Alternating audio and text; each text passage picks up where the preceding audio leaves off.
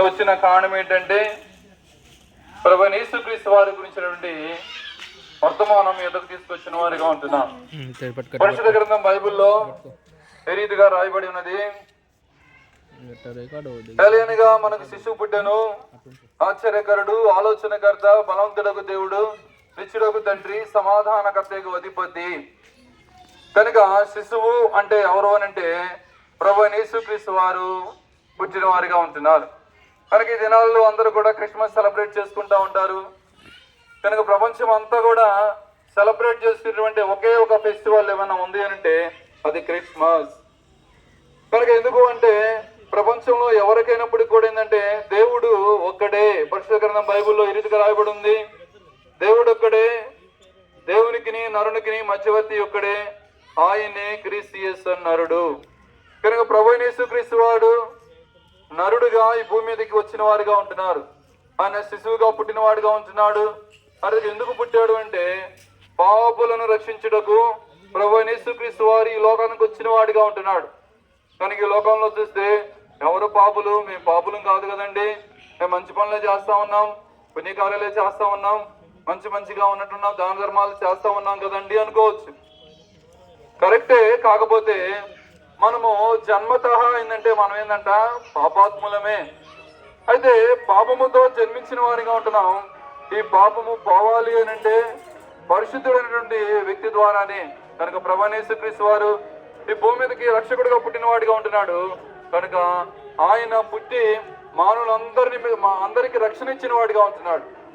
కనుక రక్షణ ఏ రీతిగా ఇచ్చిన వాడిగా ఉంటున్నాడంటే ఆయన అందరి కొరకై ఆ కలవరి శిలువలో చనిపోయి ప్రాణం పెట్టిన వాడిగా ఉంటున్నాడు. అంత మాత్రమే కాకుండా తిరిగి మూడో జన్మలో లేచి ఆయన పునరుద్ధానుడైన వాడిగా ఉంటున్నాడు. కనుక ఇప్పుడు ఆయన చెప్తూ ఉన్నాడు, పాపములు తీసివేయడానికి నాకు అధికారం ఉందని. ఎందుకు అనంటే ఆయన లోకమును జయించిన వాడిగా ఉంటున్నాడు. లోకంలో జీవించినప్పుడు పాపము లేకుండా జీవించిన వాడిగా ఉంటున్నాడు. కనుక ఎవరైతే పాపము లేకుండా ఉంటారో వాళ్ళ యొక్క రక్తం ద్వారా మాత్రమే పాప క్షమాపణ దొరికేది. ఏం చదువుతున్నారా?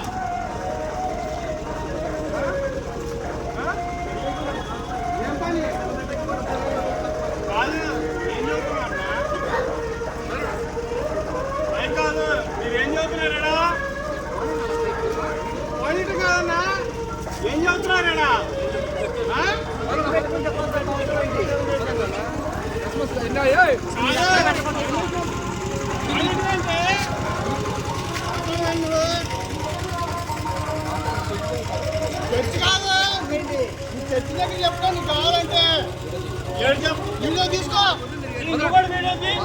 ఎవరిచ్చారు పర్మిషన్ నీకు? ఎవరిచ్చారు? వీడియో తీసుకో.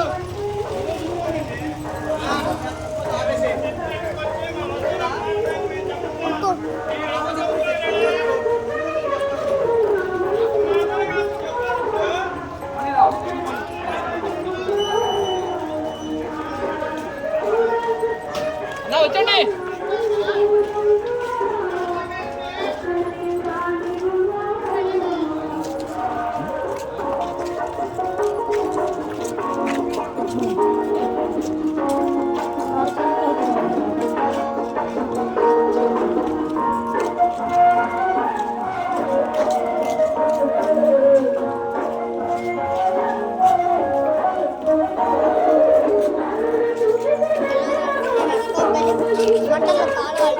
Gracias.